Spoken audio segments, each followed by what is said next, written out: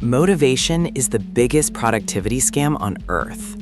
Your brain uses "I don't feel like it" as a security system. It's not laziness, it's protection. Today, I'll show you a biohacker shortcut. You don't need motivation, you need a trigger.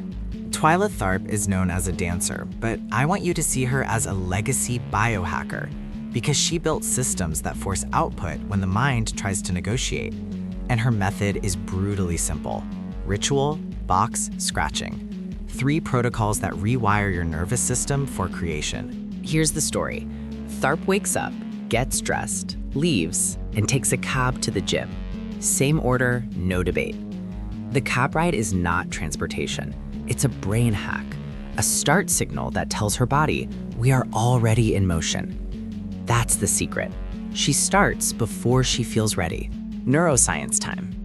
Willpower lives in the prefrontal cortex, planning, resisting, deciding. But habits live in the basal ganglia, especially the striatum, the automation engine that loves repetition. When you repeat the same start sequence, the basal ganglia chunks it. 10 steps become 1 command, begin. Now add dopamine. Not pleasure, but prediction. Dopamine spikes when your brain expects a payoff. If your trigger is consistent, dopamine starts firing at the start, not the finish. Starting feels lighter because the brain learned the pattern. Then comes myelin. Support cells wrap repeated circuits like insulation, making the start path faster and quieter. Your protocol: build a start trigger you can't argue with. Pick one cue. Same chair, same playlist, same drink, same document name. One cue every time. Make the first 60 seconds stupidly easy. Open the file, write a bad for a sentence, set a 10-minute timer. You're not finishing, you're starting. Protocol 2, the box, the external brain. Tharp collects everything for one project into one container. This matters because your working memory is tiny.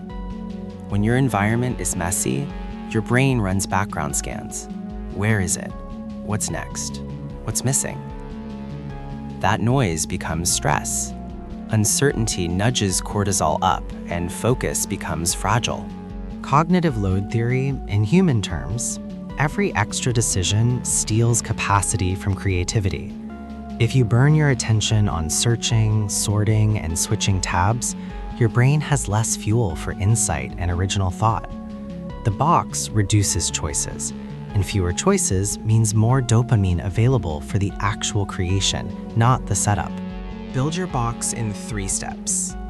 1 project, 1 folder, or 1 physical box, sacred. 2 inside it, keep the goal, constraints, references, and the next 3 actions. 3 end each session by writing the next step at the top, so future you doesn't waste minutes re-entering the story. Protocol 3 is scratching. It's how Tharp collects raw material before she creates. Scratching is not random inspiration. It's training your attention to hunt for patterns. And the biological switch behind it is the reticular activating system, your brain's relevance filter. The RAS decides what you notice. If you prime it as a question, your brain starts seeing answers everywhere. This is where apophenia can become a superpower, pattern finding across noise, if you give it constraints. Try this. Pick 1 weekly question, write it down, and scratch for 5 minutes a day. Phrases, ideas, metaphors. No judging, just capture. Here's the payoff. Amateurs wait for a feeling. Pros build a system that creates the feeling on command.